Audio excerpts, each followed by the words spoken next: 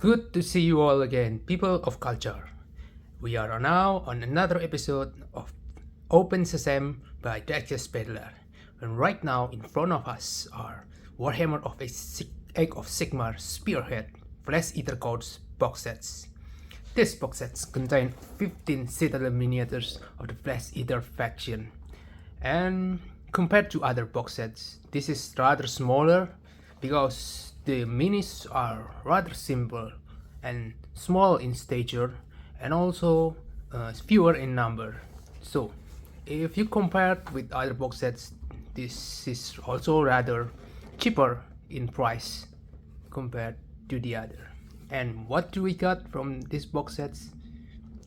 The first one, you can see the backside of the box itself is Varghulf Courtier, like rather heavy units, and then there's also a leader, Abhorrant Archregent, the battle line, Crypt Guard, and also the cavalry unit, Morbheg Knights. Now, we don't want to waste any time. Let's see what's inside the box. So I already primed the miniatures right straight from the sprue itself, and they are all in white priming because they have more pale color. Their skin are rather pale, and that's why white prime should be suitable for them. Okay, the first one is the sprue for the Morbheg Knights. You can see it right here. The Morbheg Knight, you also get, this is for one models only, and you will get the two other in this big sprue. And then for this one, the smaller is the Abhorrant Archregent, and there is this small one. I guess this one for the Varghulf Courtier. They also have almost similar size of parts compared to the Morbheg Knights. And the last one will be the Crypt Guard itself. You get 10 models of them, so it's rather big sprue. And below it, you also get several numbers of bases, and lastly the assembling book, which give the tutorial of how to assemble each of the models. There are also the war scroll for each of the unit for pitch battle profile, but this is for the 3rd edition gameplay, so you have new battle tome for the 4th edition. Okay, I think that's all. We'll see you again once we've done assembling and painting them all. Fellow people of culture, we are back with the fully painted Flesh Eater Codes box sets, and here in front of us we have 4 units from the hero, battle line, also the cavalry, and we're gonna take a deeper detail looks into each of this model and talk about review about the battle profile under the 4th edition Age of Sigmar. We're gonna start with the battle line. We have the 10 model of Crypt Guard. So the Flesh Eater Codes are divided into subtype that is called by the name of Abhorrant, usually related to the bigger unit and also heroes. And there are Courtier, which assigned to the monster and also bigger unit. There's also a knight, which is related to cavalry, and serf. Serf will be assigned to the infantry and small unit. This Crypt Guard have been assigned as a serf type, so the ability and battle traits will be related with this subtype of units. So there are 2 kind of models for the Crypt Guard. The one holding the one-handed sword, and this one is holding the big two-handed axe. So you will get one champion, one standard bearer, and one musician for every 10 model of a unit. No. And one thing that you should know about Flesh Eater Courts, they have this special trait. Every unit have the ward traits with 6+. That's great addition. And if you see itself, Crypt Guard is basically a light infantry. It's only have 1 health with 6+ save, but supported by the 6+ ward. It's great addition. The melee weapons is called Curse Weapon, which is surprisingly have a big value, 3 attack times 1 damage, with 4+4+ hit and wound threshold and 1 rend. So Crypt Guard have the 2 kind of abilities. The one is called the reaction ability, the Armory of Madness, which if any damage point inflicted by the fight ability, and you will render your opponent that unit from using commands until the start of your next turn. That's quite a nerf or debuff which should be useful. And the other ability is a passive ability called the Royal Bodyguard. So if this unit are within the combat range of any Flesh Eater Court heroes, both of them will get the 5+, get an upgrade from 6+ ward to 5+ ward. And this unit will cost you 100 points for every 10 model. So I guess this is a quite strong unit, and could deliver much significant blow for very low points. Now let's continue with the next unit. The next one will have a unit of Morbheg Knights, consists of 3 models. For every unit you will get 1 champion, 1 standard bearer, and also 1 musician. So you will, from the box set, you have an alternative to make the regular models, but you can also allow to make all of them based on their specialization. So Morbheg Knights have that trait called the Knights. So we will tell you about the use of that kind of subtype on the next unit. Now Morbheg Knight have a statistic as a profile of 4 health and 4+ save, and of course 6+ ward. And in addition to it, this is a cavalry unit which have a fly trait, so you can get past through the vertical level of any terrains. It has 2 kind of weapon, the Grisly Lance and the Nightstreaker's Claws and Teeth.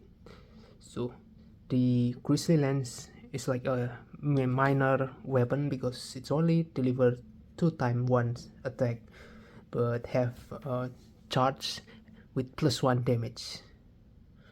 But the Nightstreaker Claws and Teeth can deliver 3 attacks times 2 damage, even though it's only a companion, so it won't get any buff on hit and wound threshold. It also has an ability called Shrieking Charge. So if you choose charge on that phase, it can inflict a mortal wound equal to D3 dice, and which will be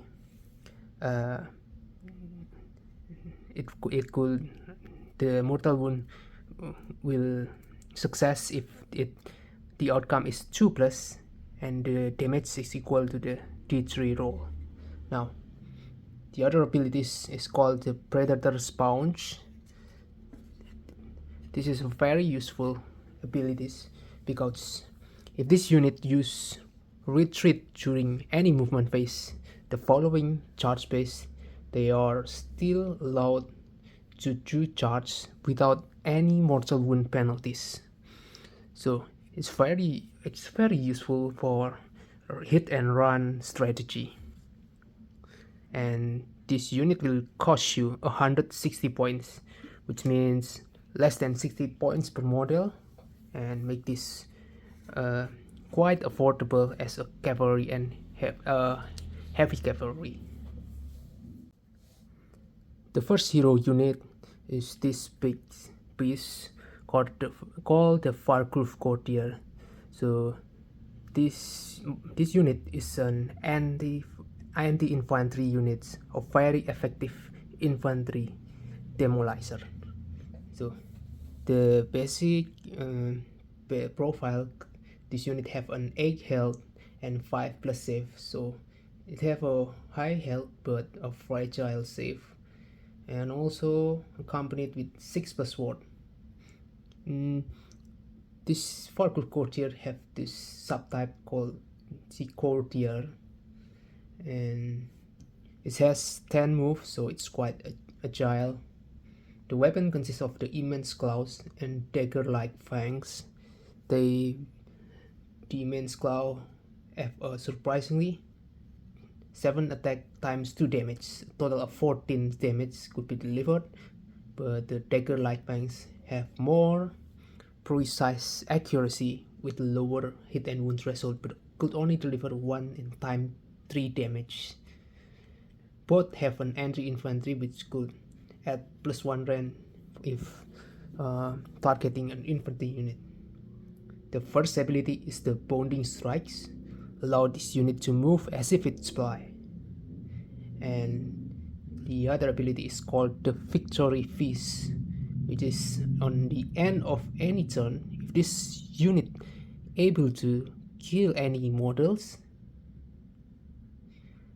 then you are allowed to heal this d6 into this unit, and automatically allowed to use retreat ability if it's your movement phase without any mortal damage inflicted on it. So the best strategy to use this model is certainly to target infantry, so that you could score at least 1 model killed, and always heal on every end of any turn. And with the retreat ability, you will certainly have every possible way to hit and run and position your Varghulf Courtier to a better position. Now, Varghulf Courtier will cost you 160 points for this one model, which should be quite an economical points for such a big huge damage. Lastly, we have this hero called Abhorrant Archregent. So most of the hero of the Flesh Eater Corps have this subtype called the Abhorrent. This one have a battle profile of 6 health and a standard 6 move with 5 plus save, and also ward traits on 6 plus. So the melee weapon is called Gory Talons and Fangs, which is 5 attacks times 2 damage with a quite good threshold on 3 plus and 3 plus. So one thing you have to note about the hero of Flesh Eater Corps, most of the Abhorrent have these wizard traits, including this one, and even this one, which looks like more of a melee type heroes, have a wizard 2 value, which means this unit can cast 2 spell during any hero phase. So the Abhorrant Archregent also accompanied with 2 abilities. The one is called spell called the Carrion Call, which if the Flesh Eater Code is set up in the following movement phase, can immediately move the 6-inch, and that unit cannot move into combat during any part of that move. Now, and the other abilities is the much more interesting one, is called the Countless Servants. So this hero can pick a friendly serfs or knights unit wholly within 12 inches of this unit, and then roll dice and score a value of 3 plus. Then, if it's a serf, it can return up to 3 slain model, or if it's a knight, you can return 1 slain model. That will be a huge support to the formation. So if you remember, like the Crypt Guard is a serf type, and Morbheg Knight is a knight type. This hero will cost you a little bit more, that is 180 points for just one unit. And that's all I can share with you. So this box set under the 4th edition of X of Sigmar have a total points of 600 points.